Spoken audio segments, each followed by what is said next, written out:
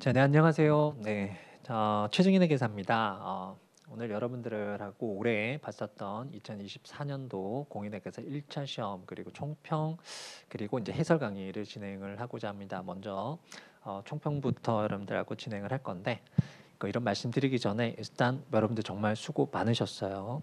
뭐 한 해 동안 뭐 한 해 이상이 될 수도 있고요. 여러분들이 공부하셨던 이제 모든 노력을 기울여서 이제 본 시험을 봤는데 물론 어떤 분들은 성공을 거두신 분들도 있겠지만 뭐 결과가 안 좋은 분들도 당연히 존재를 하겠죠. 시험이란 게 원래 그렇지 않습니까? 그 시험이란 것이 어쩔 수 없이 합격하는 사람하고 그렇지 않은 사람으로 이렇게 구분이 될 수밖에 없죠. 우리가 무한대로 다 합격을 시키는 시험이 아니다 보니까. 그래서 합격하신 분들은 여러분들 노력에 대해서 충분한 대가를 얻었다라고 생각을 하시고 조금이라도 잠시라도 여러분들 기분 좋은 시간 가지시기 바라고.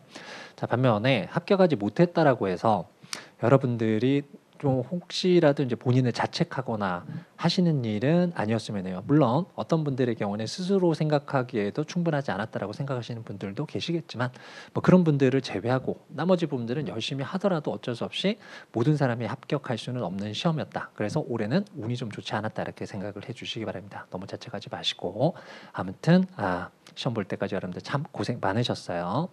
다만 제가 그 걱정스레 좀 말씀을 드리고 싶은 것은 간혹가다 이제 초시생들 있죠. 그 초시생들이 1년 동안 공부하고 지금 시험을 봤는데 이제 결과가 좋지 않았을 때 거기서 되게 마음 상해하시는 분들이 있는데 사실 이렇게 말씀을 드리고 싶어요.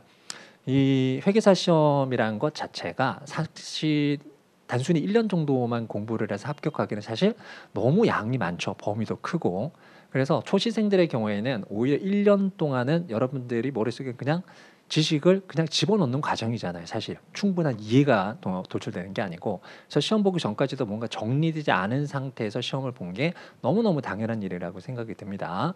그래서 그 1년 동안에 열심히 노력을 기울인 것을 바탕으로 해서 이제 지금부터가 중요하죠. 실질적으로 여러분들이 성공하느냐 그렇지 않아, 이 합격을 하느냐 그렇지 않냐 판단 기준은 사실 작년 한 해 공부했던 것보단 올해를 어떻게 보내는 것이냐 여기서 결정이 되어 있다라고 저는 자신 있게 말씀드릴 수가 있을 것 같아요. 그래서 올해 지금부터 잠깐이라도 쉬셔야겠죠. 이제 잠깐 쉬신 다음에는 본격적으로 공부를 해주시기 바랍니다. 그렇다고 해서 아직까지 시험이 많이 남았으니까 좀 나는 느긋하게 공부해야지, 아니에요. 그렇게 처리하시면 안 됩니다. 작년보다 올해가 훨씬 더 중요하다. 그래서 지금부터 마음 단단히 잡으시고요. 올해 공부한 게 내년 합격 당락자, 그리고 특히나 뭐 올해 초 지금부터 공부하시는 게 당락을 좌우한다. 이렇게 생각을 하시고 여러분들 공부에 임해 주시기 바랍니다. 어떤 방식으로 공부를 할지 등등에 대해서는 아마 저하고 상담을 하시면 여러분들한테 잘 말씀을 드릴 수가 있을 것 같은데 오늘은 총평 시간이니까 그 말씀 뒤로 미루도록 할게요. 자, 먼저 간단한 총평부터 시작을 한번 해봅시다. 그러니까 올해 시험 여러분들도 보셔서 아실 거예요. 그렇죠? 우리 시험 과목들 중에서 아마 여러분들 느끼기에 가장 편했던 시험이 아마 이 재무회계 그리고 원가회계 등등이 아닐까 싶습니다. 오히려 다른 과목들에서 좀 많이 어려웠었죠.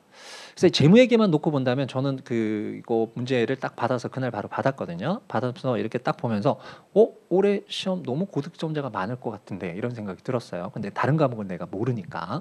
근데 여러분들 느끼셨겠지만 올해 시험은 정말 정말 아마 최근 몇 년 동안에 봤었던 재무회계 시험 중에서는 가장 쉬운 부분이 아니었나라고 생각이 듭니다. 물론 다른 과목도 조금 어렵긴 했지만, 그래서 제가 여러분들한테 여기 적어놓은 게 매우 매우 매우 무난한 시험 이렇게 좀 이렇게 얘기를 했는데 사실 엄청 쉬웠잖아요. 그래서 이 내용이 여기서 구분이 될 수가 있는 게 이게 이론형하고 계산형이 있었는데요, 그렇죠? 이론형이 오히려 계산형보다 상대적으로 좀 까다로웠죠. 그러니까 까다롭다는 표현도 좀 그래, 조금 치사했어요, 그렇죠? 아주 구석탱이 있는 낱말 하나 바꿔서 맞고 틀리고 하는 문제가 유형이 나왔으니까 그 부분이 좀 형태가 나왔었고, 그리고 계산형도 정말 단순한 형태, 여태까지 지금 몇 년 동안 출제되었던 자료 형태에 비춰서 본다면 상당히 간단한 형태로 출제되었다는 거 여러분들 확인이 가능하시게 될 겁니다. 대체로 간단했고, 또 자료는 충분히 어려울 수 있었는데 질문 자체가 너무 단순한 질문을 물었어요. 그래서 아마 시험장에서도 여러분들 느끼시기에 재무회계는 올해 되게 무난했다 또는 쉬웠다 이렇게 생각했던 그런 시험이 아닐까 싶습니다. 자, 출제 경향에서도 여러분들 확인하실 수가 있는 것 같은데요. 자, 올해가 이렇게 출제가 됐었거든요. 뭐 중급 회계, 고급 회계 파트가 나눠지는 것은 뭐 매년하고 지금 똑같은 상황이니까 중급 회계 25문제 그리고 고급 회계 10문제 딱 요 유형으로 출제가 되고 있었는데 문제는 요 계산형이죠. 계산형. 보통 계산형의 문제가 상당히 좀 높죠. 그리고 이론형의 문제가 10문제가 채 안 됐었는데 올해는 이 계산형보다 이 이론형의 비중이 뭐 상대적으로 높아졌잖아요. 이 이론형이 12문제가 출제가 됐었단 말이에요. 그래서 실제 계산하시는 문제 유형이 상대적으로 문항수가 작아지다 보니까 좀 심적인 여유도 발생을 하고요. 그리고 시간적 여유도 가져갈 수 있는 시험이었다. 이렇게 생각이 듭니다. 네.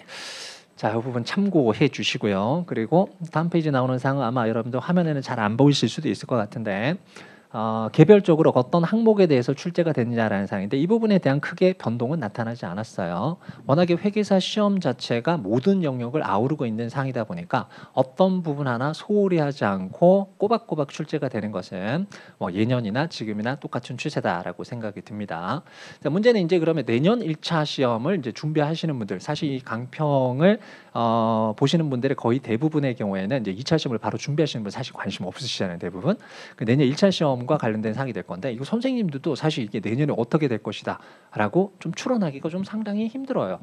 올해 시험 볼 때도 어떤 선생님들의 경우는 이제 그 내년부터 2차 시험에 대한 제도가 바뀌기 때문에 좀 뭐 난이도가 상대적으로 어려워질 것이다. 그리고 뭐 감사원의 또 얘기도 잠깐 나온 적이 있었잖아요. 그래서 지금 의견이 분분했어요. 그 실제 이거는 뭐 출제 경향이 앞으로 쉬워질 것이다. 올해만큼 쉬워질 것이다. 단언할 수도 없을 것 같고요. 그렇다고 해서 상당히 어려워질 것이다. 이렇게 얘기를 할 수도 없을 것 같은데 다만 퐁당퐁당하는 것은 좀 있거든요. 그래서 한 해 시험이 조금 어렵다. 그 다음에는 상대적으로 좀 쉬우고 그 다음에는 조금 올라가고 이런 경향이 있는 것 같아요. 근데 올해 시험이 말씀드렸다시피 좀 상대적으로 너무 쉬웠잖아요. 그래서 올해 시험 난이도보다는 아무래도 올라갈 가능성이 높다. 여기를 여러분들 준비를 해 주시면 주셨으면 하는 것이 제 마지막 총평과 관련해서 말씀드리는 사항입니다. 결론, 올해 재무에게 정말 무난한 시험이었다. 내년에는 조금 더 노력해서 조금 난이도 있는 부분을 준비를 하자. 이렇게 말씀드리고 싶습니다. 마지막으로 다시 한번 올해 시험 보신 분들 수고 많으셨고요. 합격하신 분들 축하. 그리고 아깝게 떨어지신 분들은 최선을 다해서 올해 시간 잘 가져가셔서 내년엔 꼭 합격하시기를 기원하도록 하겠습니다.